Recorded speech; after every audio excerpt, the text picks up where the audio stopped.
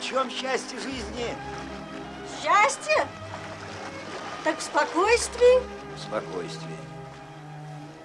Это, говорит женщина, от мудрости своей, от своего, так сказать, естества. Это не усталость, говорит, годы.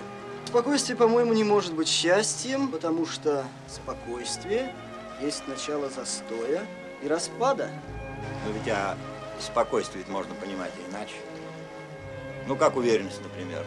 Чистоту мыслей, силу убежденности, где же тут распад. А потом, это говорит женщина. А женщина самой природой призвана удерживать наше строптивое племя от самоизбиения. Мужичье от века уничтожало друг друга.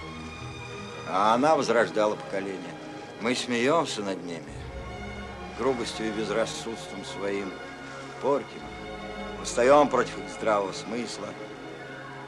А они хотят мира и спокойствия.